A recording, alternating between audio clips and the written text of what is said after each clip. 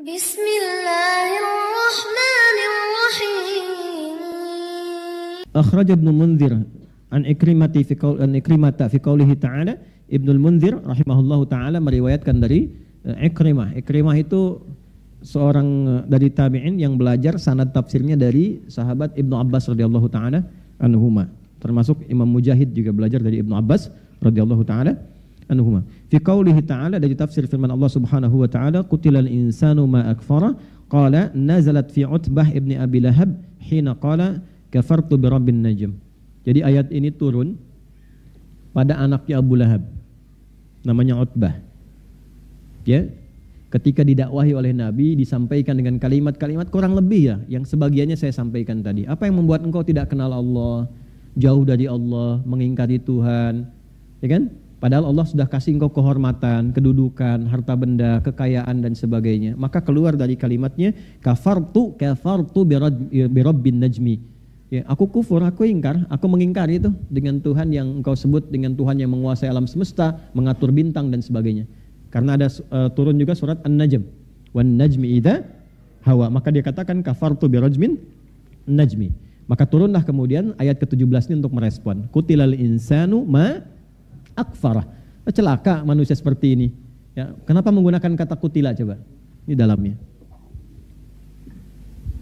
Kutila ini bentuk yang tajam pada kata wafat. Di Quran itu ada tuwfiya, ada mata, ada kutila. Ya. Tuwfiya artinya wafat. Udah jadi bahasa kita, wafat.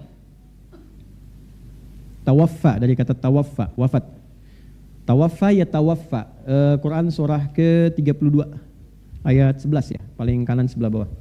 Quran surah 32 ayat 11, ini malaikatnya. Qul yatawaffakum malakul mautil ladzi wukkila bikum. Katakan Muhammad, viralkan Muhammad SAW, aku telah menugaskan satu malaikat yang tugasnya hanya mewafatkan saja. Ya, wukkila bikum, diwakilkan kepada kita untuk mencabut nyawa. Jadi ada satu malaikat yang tugasnya nyabutin nyawa aja, nyabut, enggak pindah tugas. Ya, tidak mau praktek dan tidak tukeran dengan yang lain, itu aja. Ya, jadi sifat malaikat itu, perhatikan kalimatnya, la ya'sunallaha ma amarahum wa yaf'aluna ma yu'marun, tidak bermaksiat dan hanya mengerjakan tugas sesuai tupoksi. Ada malaikat yang diciptanya sujud aja, enggak pernah bangun, sujud aja. Ada malaikat tasbih aja. Tasbih. Ah, bosan tasbih, ya Allah istighfar dong. Enggak, tasbih aja, tasbih terus itu. Gitu aja. Malaikat begitu. Ya. Jadi yang sifatnya ruku terus, yang sifatnya tawaf aja terus. Ya, enggak berhenti, begitu aja. Itu malaikat. Ya, beda dengan kita, lain. Nah, di sini ada yang ditugaskan mewafatkan. Wafat itu dari bahasa Arab, wafat. Maka ketika Allah menugaskan malaikat dengan kalimat terhormat kan? Qul yatawaffakum malakul mautil ladzi wukkila bikum. Jadi wafat itu status terhormat. Ya. Makanya secara kata pun jarang disematkan pada orang-orang yang bermasalah. Perampok itu wafat. Tewas kan? Gitu kan? Iya kan? Pemabuk itu kemarin baru wafat. Innalillahi. Enggak. Itu sesuai dengan perilaku, kata akan disematkan. Jadi ketika kata wafat itu disematkan pada malaikat dan mengakhiri kehidupan kita, ingin menunjukkan bahwa kematian itu sesungguhnya sesuatu yang terhormat. Kalau terhormat dipersiapkan enggak? Saya tanya pada Anda. Kalau Anda diundang ke istana, terhormat enggak? Hormat. Baik. Kalau diundang, maaf ini, ada pernikahan, ada undangan resepsi. Undangan terhormat tidak? Terhormat kan? Baik. Nah, kalau Anda diundang ke istana, undangan terhormat, persiapan enggak? Bajunya bagus enggak? Bagus. Kata-katanya kan ditata dulu ya. Nanti mau bicara apa, sikapnya bagaimana, karena kematian itu ditempatkan dalam Al-Quran pada posisi terhormat. Karena kematian terhormat dipersiapkan. Bukan cuma ditunggu datang, dipersiapkan supaya saat pulang pun kita terhormat.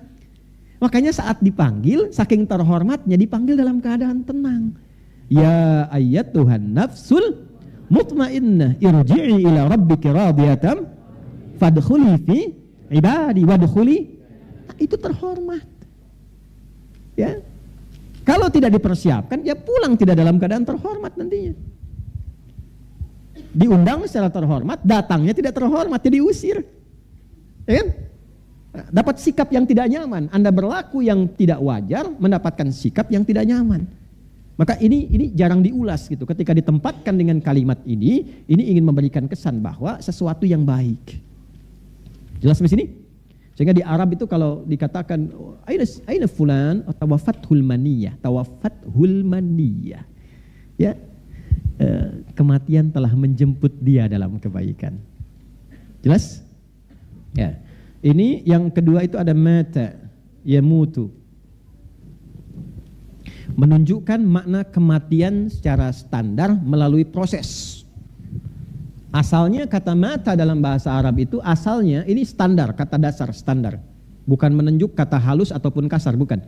Menunjuk pada proses berpindahnya alam dari dunia ke alam berikutnya. Prosesnya disebut dengan mata yamutu, kejadiannya disebut dengan maut, malaikatnya malakul maut, yang meninggalnya disebut dengan mayit, akan meninggal disebut dengan mayyit. Nah, nyambung semua. Prosesnya mata. Bukan mata bahasa Indonesia ya. Ya. Sudah? Mata yamutu. Kejadiannya nanti yang dialami maut. Malaikat yang ditugaskan malakul maut. Orang yang mengalami maut disebut mayyit, ada tasdidnya. Mayyit begini. Ya. Quran surah 39 ayat ke-30, innaka mayyitun wa innahum mayyitun. Engkau Muhammad sekalipun status pun nabi, rasul terhormat, tetap engkau pun akan mengalami proses maut. Engkau akan meninggal. Wa innahum mayyitun, dan selainmu juga sama. Ya, yang bukan nabi, bukan rasul, mereka pun meninggal juga. Jadi kita semua yang hidup statusnya sama. CM, calon meninggal ya. Ini ada tasdidnya. Kalau masih tasdid, masih calon, masih kandidat, ya.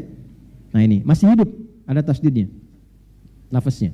Kalau sudah meninggal, dicabut ini, ya. Kalau di ilmu bahasa itu lebih dalam lagi. Tasdidnya dicabut, tetap jadi sukun. Ya, ini bukan utak-atik ya, ini ada ilmunya. Nah, makanya ngajinya pakai tasrif yang benar, ngaji di TikTok. Tak-taka ya taktiku, TikTokan. Ya. Dah sini. Nah ini kalau nanti tasdid dia diambil, meninggal, maka tersisanya sukun, maitun. Kalau mait sudah meninggal. Kalau belum meninggal, mayyit. Ini yang mau saya cerita tentang kedalaman. Saya spesialisasinya di sini, di bahasa Arab untuk mengkaji Al-Quran. Makanya disertasi kami di S3 itu kajiannya Quran 30 juz. Ya, di satu tafsir tuh 30 jilid. Nah ini yang paling menarik begini. Ini ketika diambil jadi sukun. Sukun itu artinya apa? Mati.